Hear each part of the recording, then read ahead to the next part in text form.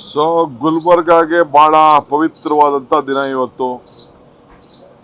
ಗುಲ್ಬರ್ಗ ಕಲ್ಯಾಣ ಕರ್ನಾಟಕಕ್ಕೆ ಎಲ್ಲ ಸೀಟನ್ನ ಗೆಲ್ಲುವಂಥ ದೊಡ್ಡ ಶಕ್ತಿ ಕಾಂಗ್ರೆಸ್ ಸರ್ಕಾರ ಕೊಟ್ಟಿದೆ. ನಾವೇನು ಮಾತು ಕೊಟ್ಟಿದ್ದೋ ಕಲ್ಯಾಣ ಕರ್ನಾಟಕಕ್ಕೆ, ರಾಜ್ಯಕ್ಕೆ, ಆ ಮಾತನ್ನು ಇವತ್ತು ನಡೆಸಿ ಭಾಳ ಆತ್ಮವಿಶ್ವಾಸದಿಂದ ಈ ಚುನಾವಣೆಯನ್ನು ನಾವು ನಡೆಸ್ತಾ ಇದ್ದೇವೆ. ಸೊ ಇವತ್ತು ನಾಮಿನೇಷನ್ ಫೈಲ್ ಮಾಡಲಿಕ್ಕೆ ರಾಧಾಕೃಷ್ಣ ದೊಡ್ಡಮನಿಯವರ ನಾಮಿನೇಷನ್ ಫೈಲ್ ಮಾಡಲಿಕ್ಕೆ ನಾನು ಬಂದಿದ್ದೇನೆ. ಸೊ ನಾಮಿನೇಷನ್ ಫೈಲ್ ಮಾಡೋದ್ರಲ್ಲಿ ಭಾಗವಹಿಸ್ತಾ ಇದ್ದೇನೆ. ಜನತೆ ಆಶೀರ್ವಾದ ಕೂಡ ಕೇಳ್ತಾ ಇದ್ದೇನೆ.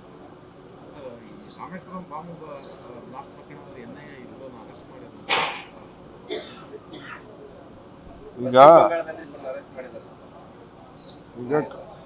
ಅವ್ರ ಡ್ಯೂಟಿ ಅವ್ರು ಮಾಡ್ತಾ ಇದ್ದಾರೆ. ನಾವು ಸಂಪೂರ್ಣವಾದಂಥ ಜವಾಬ್ದಾರಿ ಕೊಟ್ಟಿದ್ದೀವಿ. ಯಾರು ತಪ್ಪಿಸ್ತಿದ್ದಾರೆ ಅವ್ರನ್ನ ಈಚೆಗೆ ತಗೊಂಡು ಬರಲಿ. ಮಧ್ಯ ಯಾರನ್ನೋ ಕೆಲವ್ರನ್ನ ತೆಗೆದುಕೊಂಡು ಬಂದಿದ್ದು ಬಿಟ್ಟರು, ಎನ್ಕ್ವೈರಿ ಮಾಡಿದ್ದು ಅಂತ ಹೇಳ್ತಾ ಇದ್ದಾರೆ. ಯಾಕೆಂದ್ರೆ ಅವರೇ ಅಧಿಕೃತವಾಗಿ ಅದ್ರ ಬಗ್ಗೆ ಮಾತಾಡಲಿ. ನಾವು ಮಾತಾಡೋಕ್ಕಿಂತ ಮುಂಚಿತವಾಗಿ ಅವರೇ ಮಾತಾಡೋದು ಒಳ್ಳೆಯದು.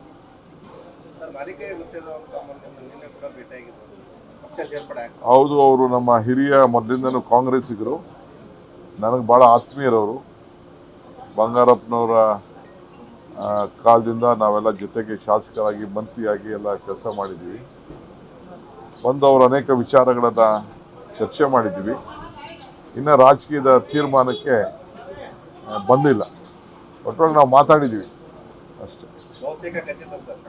ನಾನು ಹಂಗೆ ಹೇಳೋಕ್ಕಾಗಲ್ಲ. ಅವ್ರಿಗೆ ಭಾಳ ಒತ್ತಡ ಇದೆ.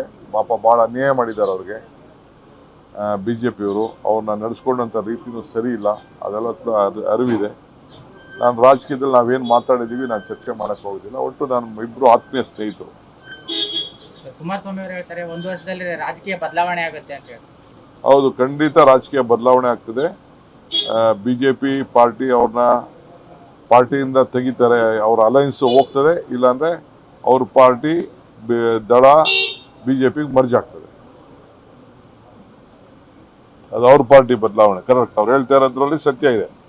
ಇಲ್ಲ BJPಯವ್ರನ್ನ ಓಡಿಸ್ತಾರೆ, ಇಲ್ಲ BJP ಒಳಗಡೆ ಮರ್ಜ್ ಆಗ್ತಾರೆ. ಕಾಂಗ್ರೆಸ್ನವರಿಗೆ ಮತ ಏರಿದೆ. ಚುನಾವಣೆ ಬಳಿಕ ನ್ಯೂಸ್ ಫಸ್ಟ್ ನಿರ್ಭೀತಿಯಿಂದ ನಿಮ್ಮ ಪರವಾಗಿ.